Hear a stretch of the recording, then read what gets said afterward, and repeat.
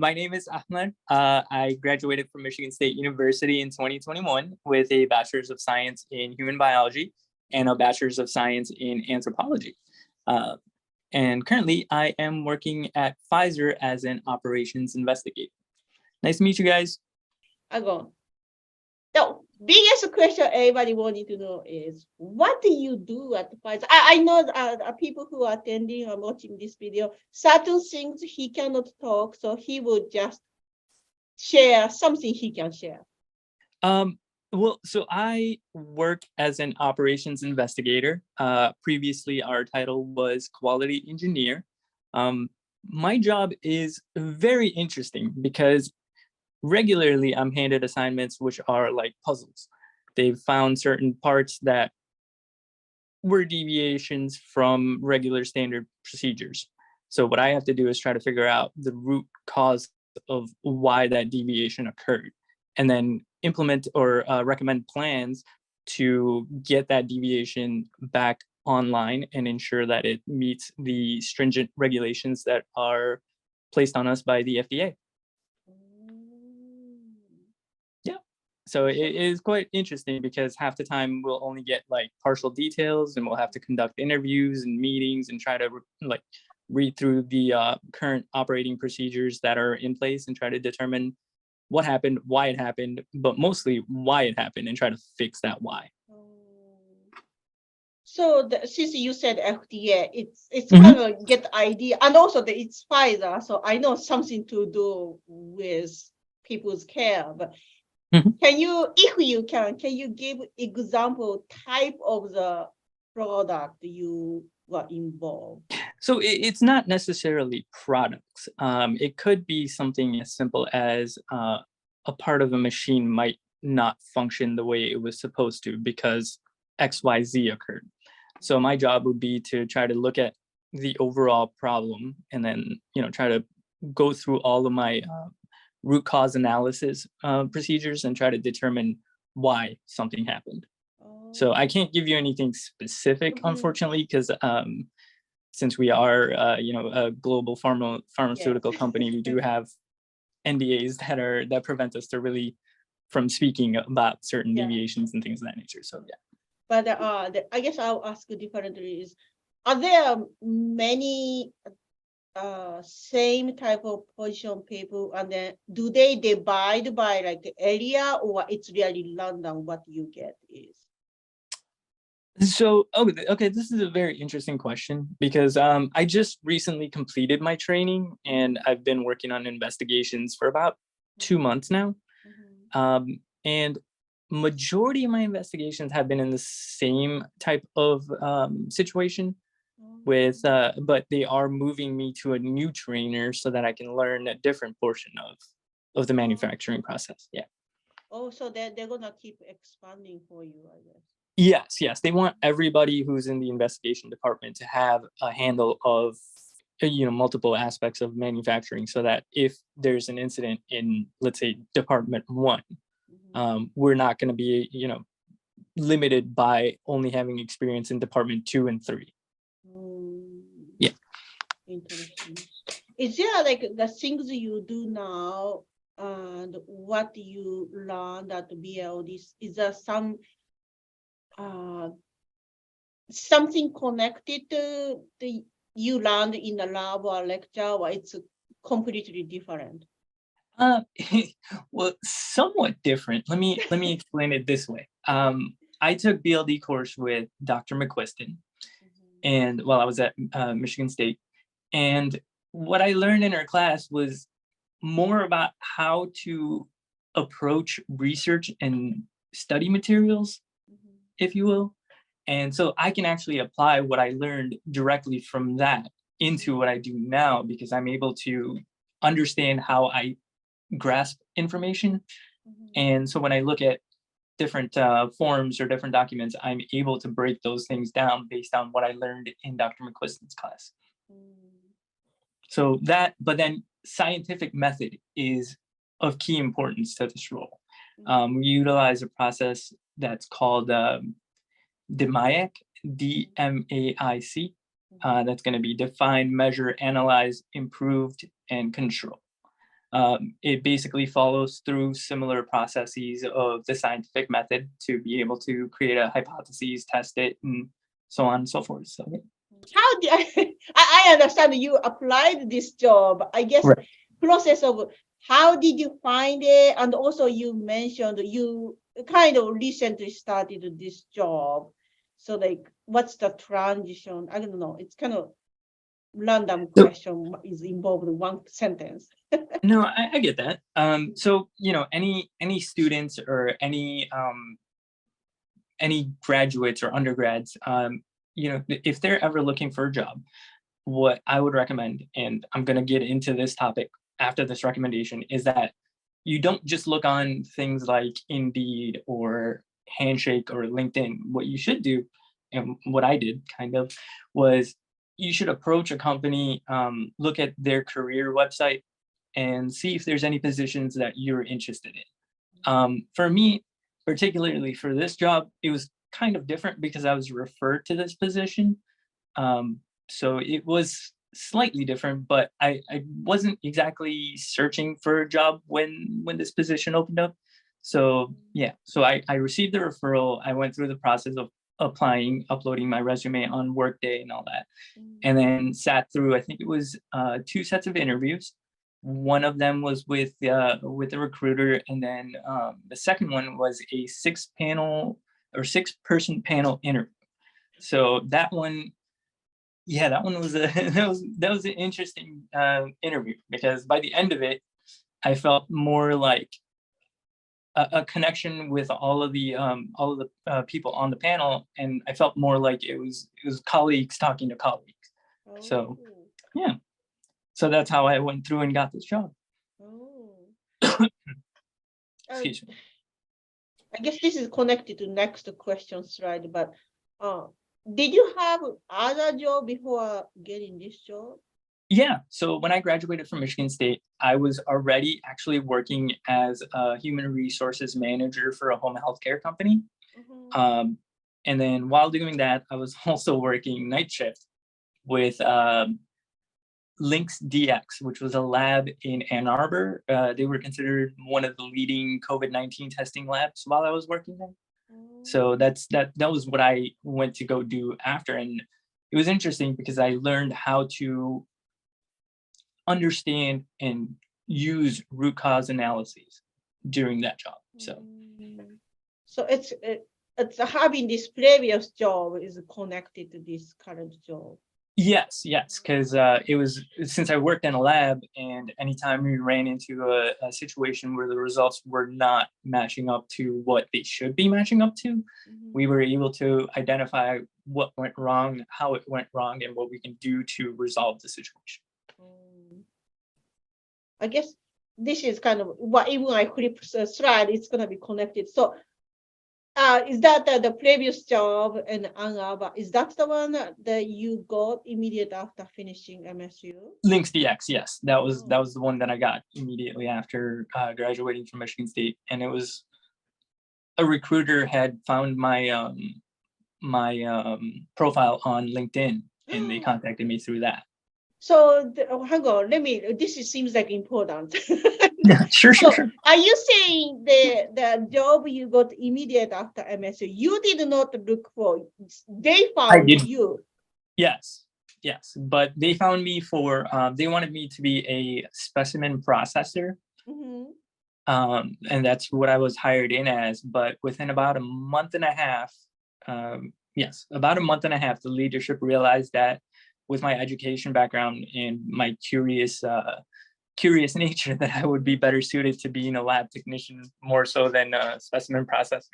Oh, so wow, this opened up lots of questions. Sure. So I kind of knew that, but this is the actual first person told me this actually happened. That I was told that having LinkedIn is important because somebody will contact you, but you are the first person actually told me it happened.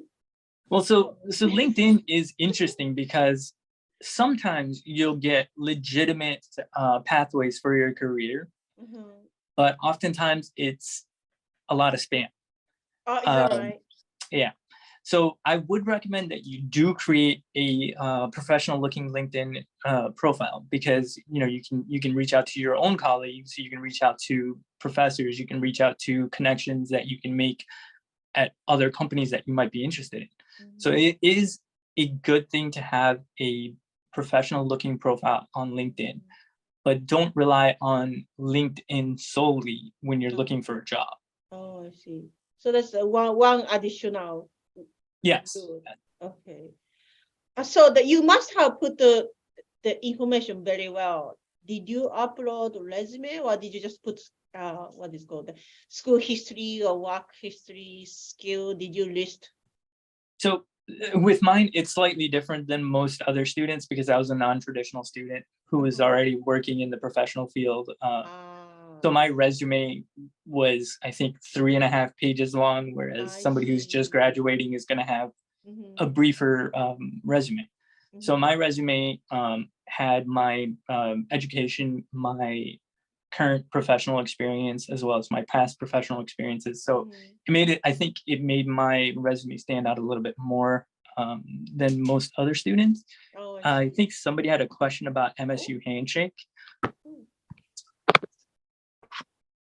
Oh, did you make a handshake account when you I do have a Handshake account. I don't really utilize it much, because majority of the connections that I've gotten, or majority of the offers that I've gotten from Handshake, have been for tutoring, and I am not a good tutor. So I was like, ooh, I don't think I could do that at all. Well, you never knew you didn't, but it just didn't attract it to you, I guess. Yes. Yeah, I did it, I think, because I heard that MSU Handshake has helped a lot of people to find the careers that they were looking for. So I was like, let me give it a shot and see if there would be something that I'd be interested in. So, yeah, majority of my education background, a lot of people were offering positions for tutoring or substitute teacher, and I was like, I am not a good teacher, I can't do it. Oh, I guess so. Based on the background you put into Handshake account, that was I see. Yeah. So I guess that you was a very different from most of the traditional students. Yes. From yes. high school to MSU, and so we are not discouraging Handshake, whoever watching this. Right. Yeah, I'm not discouraging anyone to utilize things like Indeed or LinkedIn. Don't get me wrong. I'm just saying that besides just using those, you should be looking at other avenues. Oh, okay. Wow. That was a kind of mind-blowing fact. Is there any, I don't know if you can, but is there any interesting story from either current job or previous job? Current job, I can't really get into details. Plus, since I just started working as actually, finished my training, there's not very many interesting stories I can share, particularly for that. But previous jobs, I've met a lot of different kind of people, and it's always interesting to get other people's perspectives on a project that you're working on. Even if you're not a social person, I really highly recommend that you always reach out to your colleagues if you're stuck, because what will happen is oftentimes you'll miss a little tiny detail, and they might catch that, and that will help you finish out your project in a strong manner. Sorry, I'm like about to cough here. Excuse me. But yeah, I don't really have anything. I'm trying to think of a very interesting story, but I don't have anything specifically that would be, I guess, the kind of touching base with my career path. So, yeah. I mean, there's been a lot of interesting people that I've met, and it's always interesting to work in different fields and kind of get a feel for what you want to do. So it's kind of deviate, but it's kind of related based on what you said. I totally agree that the communicating, it could be something related to what you're working on or not related. Communicating with coworkers, sometimes like Yeah. give idea or some useful information you want expecting coming. So that's great. But this is a two opinion. It's totally each person choice, I think. How do It you is. feel? How do you feel about being friend with coworker after work or outside of the work? This is your personal So, feeling. all right. I am a proponent of getting to know your coworkers socially. Just be sure that you do it in a responsible manner. And I say that because I graduated from Michigan State and I know, the party life. But just just remember when you're friends with a coworker from your professional life, it's not the same as being friends with somebody you went to class with. You have to ensure that you what's the word I'm looking for here? That you maintain your professional integrity regardless of where you are. But yeah, I definitely recommend that you get to know your coworkers socially because that allows you to have a deeper connection when you're working with them in a team. It allows you to be able to communicate a lot easier, if that makes sense. Yeah. And essentially, it promotes team synergy. So I'm all for getting to know your coworkers socially. But I think I think what you said is important. Maintain professional. Yes. Yeah. I sometimes notice is if you become friend with coworker, something need to be addressed. It's a little bit harder to kind of address. It happened when I was in a graduate school. Like I become with friends. So like when somebody did, that's not okay. But it was very hard to say what you did is not okay. Like how can I say without Well, so destroying relationship? I I believe in honesty, and I think that honesty is very important to maintaining your integrity as a person. So if you see something as being wrong, don't say to the person in a public manner, but pull them aside, communicate your thoughts to them, and try to maintain a even keel when you do so, because you don't want to come across as being somebody who's inflaming the situation. You know, it's I think I'm learning more than student does today. I think people are having hard time is like writing resume and the cover sheet. Cover sheet, I guess. Do you have any The cover letter. tip for those? For the resume, what I would recommend is, since you're just graduating, make sure that you are listing your education. You don't necessarily have to give out like what your GPA was. It's it's kind of weird because oftentimes when you sit in a resume class, they tell you to highlight your awards and your recognitions. But when it comes to professional field, oftentimes than not, they don't really pay attention to what your GPA is specifically. As long as you've graduated, as long as you have your degree, it really doesn't matter. But what a lot of companies look for, and this is something that is insider information, okay? So bear with me on this. It's not necessarily the skills that you possess during your application, but your characteristics that companies are looking for. Because skills can be trained, characteristics cannot. So just remember that when you're applying, that you want to highlight that you are somebody that's a good team player, that you are willing to work with people from varied backgrounds, that you're an understanding person, you're honest, and you have integrity. Those are the primary characteristics that people are looking for when they're looking to hire somebody. But those go in resume, or those are more like during interview mentioned? That kind of both. If there's a way that you can sneak it into your cover letter, it's perfect. Yeah. But definitely try to not just highlight, but personify the characteristics that you want people to be aware of.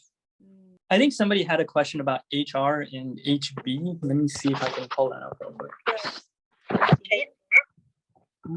believe so. Okay. Yeah. Just combine each one. I do see a benefit to combining human resources, and I'm not sure what HB means. Maybe you can clarify. Oh, human biology. Oh, human biology. Yes. So I was working as a human resources manager for a home healthcare company. So I was kind of already able to speak with my patients or with the patients of the company, and having that background in human biology kind of helped me ensure that they were, if they ever had any questions about body mechanics or how something might affect them or where to look up information, I was able to help them, get that information that they were looking for. So it was very interesting, though I didn't necessarily have to do that. If a patient contacted and nobody else was available to take a phone call, I was more than willing and more than more than able to help them locate that information. So anything else from around this question?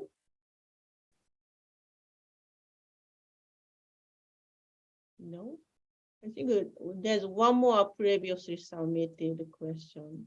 Sure. I don't know. This is a generic question. So you already have experience as a sales point to do this big company, but do you think somebody just finished undergraduate and they hire, or they always looking for somebody with experience? Well, so I had zero experience in manufacturing when I applied to Pfizer, and they hired me. So I would say yes. Apply, even if you don't have the experience. Like I stated before, characteristics are very important. And if you're willing to work as a team, because especially at Pfizer is a very, very team-oriented company. Almost any project or any assignment that I've worked on has required a cross-functional team meeting where multiple people had to meet from multiple departments. We all had to share ideas to come up with a potential root cause. So definitely they are willing to hire. If you've graduated, they are willing to hire. So always check their website, which is Pfizer.com/careers.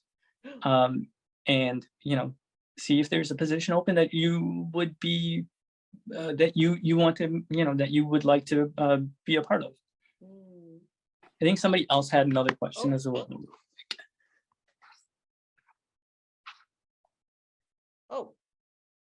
So human resources was not my second degree. My second degree was actually anthropology, and it was for DEI processes that I kind of went into that. So diversity, equity, inclusion, which kind of applied into my human resources position.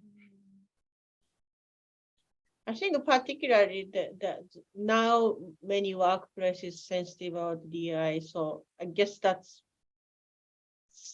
something, I guess, popular measure to choose now, maybe. From Yeah. standpoint. Yeah. So like I said, when I went for anthropology, I had a couple of interests. First, my interest was understanding how medicine is viewed in different cultures. Second was to understand cultures itself. And then the third was to understand diversity, equity, inclusion in both the professional field as well as residential market and things of that nature.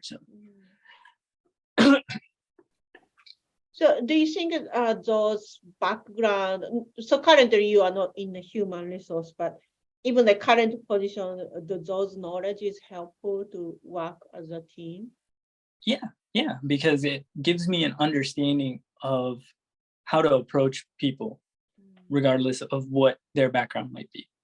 It gave me the communication skills necessary to be able to ensure that my thoughts were relayed to them properly and appropriately, and to resolve any conflicts that may occur. So I have a question. This is my personal question. Sure. This is not from student, but did Pfizer, so you relocated to current place? Yes. Did Pfizer help you moving? Yes. Pfizer actually paid for my entire move. and then some. So yeah, it was they offer a really solid compensation package for relocation. Oh, Yeah. that was.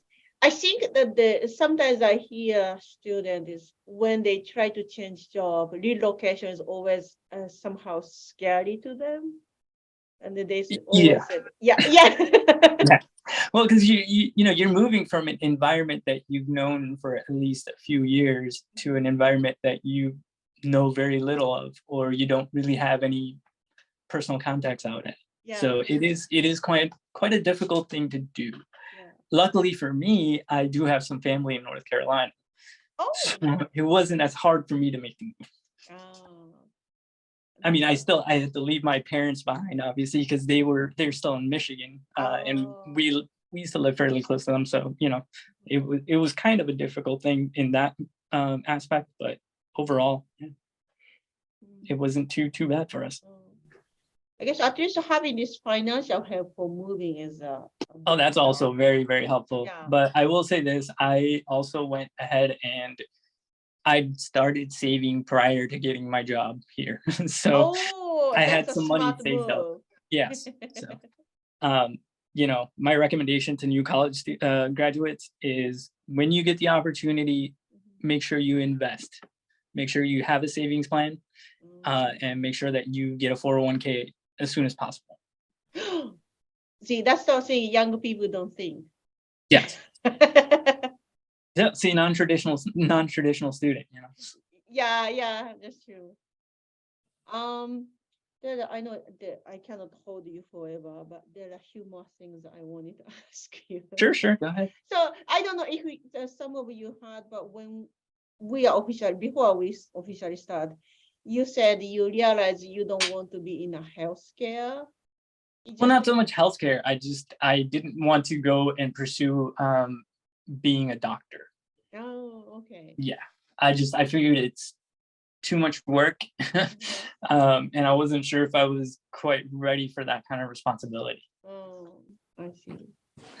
So when did you change your? I see many students initially they say, "Oh, I want to go to medical school," but they gradually find something else, Yeah. or I think it's too much of commitment, or like if I want to go to medical school, how many more years I have to be student? So they change minds sometimes, but the, how soon or how late do you kind of change your mind? So I actually came to Michigan State to get my pre-med because my dad was diagnosed with cancer slightly before. Um, so you know, so that's why I wanted to be a doctor. But eventually, I think it was about my second year at Michigan State that I kind of realized that maybe biochemistry is not my strong suit. Oh, And at that point, I was like, oof, I don't know if I can pursue this anymore. And I was like, I am interested in learning about culture and medical culture and how culture works with medicine. So I was like, maybe I should go into that instead. So I started kind of taking courses in anthropology, and I fell in love with anthropology. So I was like, hey, this is my new calling. Oh. So they keep an eye on something people are interested. Yeah, because oftentimes, like I think when we were speaking earlier, what will happen is students will come in because they want to do something that either their parents did or their friends did or something along those lines, and they'll soon realize that, okay, maybe I'm not comfortable in this. You know, maybe I need to do something else. So. By the way, so Dr. McChristin recommended to ask you to be a guest speaker. So you kept in touch with her? I did. Yeah, because so when I was in her class, I was still planning on either pursuing a medical law degree or getting a master's degree in biology, and so she'd offered to write me a letter of recommendation after at the end of the semester. So I still keep in touch with her every so often. I shoot her an email and see how she's doing. Oh, it's very nice of you. Yeah. So it's kind of that's the kind of reason I asked the recommendation letter. I was suspecting that might be the person you got the letter. Yeah. See, the during job hunt, you applying job, like recommendation letter or reference, do you know how much the company put those, I would say, like how important it is? Do you know? Are you saying from a recommendation letter from academics? Yeah, academics. Is that the very important or so important or not really for the job? Well, that can vary based on the position and the company that you're applying for. If the letter of recommendation is from an academic and the company is an academic company, then that letter will carry a lot more weight than, say, a company that's manufacturing. So what you want to do is, obviously, if you can get a letter of recommendation from your current employer, current manager, current boss, CEO, whatever, those will help a lot more when you're looking for a professional out of the academic professional field. So, is that more of looking for work ethic? I'm sorry, I didn't understand that one. Are they looking for work ethic? Is this person is like? Yes. So they want to know that you're a good employee when they hire you. So it doesn't have to be exact same category of work, you think? Right. It does not have to be the same thing. Yeah. As long as the characteristics thing again, right? Go back to characteristics. Right. Because like I said, skills can be trained. If you don't know how to do technical writing, for instance, my job requires a lot of technical writing. You can learn that. You'll have coaches at your workplace that will be able to train you in those skills. But the ability to pick up those skills, or the ability to say, okay, I didn't understand this, let me try again, is what companies are looking for. So characteristics. When you get a letter of recommendation written for you, oftentimes it's not about, oh, you know how to use Excel. It's more about, this person's a hard worker. They're willing to go out of their way to learn new skills in order to improve their performance at work. Things of that nature are going to be in your letter of recommendation, and that's what employers are looking for. So that comes to the point, the student is having hard time making connection with as a professor or faculty or staff here. Yeah. If they don't know the student, they cannot describe those things. Exactly. And this is something I think a lot of professors at Michigan State University state to their students is, if you are doing well in class and you ask me to write a letter of recommendation, but I don't see you in my office hours, all I can speak on is your academics, not how you are as a person, right? Yeah, that's so. Yeah. They need to hear this. Yeah. So as a student, I highly recommend, and I mean this, highly recommend that you communicate with your professors often. Go out of your way, even if you have to, kind of put your social obligations aside for a day to go meet with a professor in their office hours. Do it, because it will help you understand how to make connections with somebody who can be considered like in an authoritative position. So if that makes sense, I don't know if that's clear enough or not. No, to me it makes sense. So I would definitely recommend that you reach out to your professors, even if it's just to say hi to them or check in on them every so often, see how they're doing. If they're not feeling well, just to say, hey, I hope you get well soon. Just reach out, make connections. Professors are also humans, so there you go. So if you don't have any question now, if somebody come up with a question later, can we send email? I will send it, so you don't get random students send email. But Sounds good. Sounds good. Okay. Yeah. Feel free to send me an email. If you want to add me on LinkedIn, feel free to do so. Oh, look at that connection. Yeah. Well, I'm sorry when you are sick, but you still take time for us, and we really appreciate. No worries. It was a pleasure to speak with you guys. So I appreciate it. Yeah. Well, thank you very much, and I think it was very valuable story to hear. Oh no, somebody said thank you. You're welcome. Yeah. So well, and I hope you feel better soon. Thank you. Yeah. Thank you.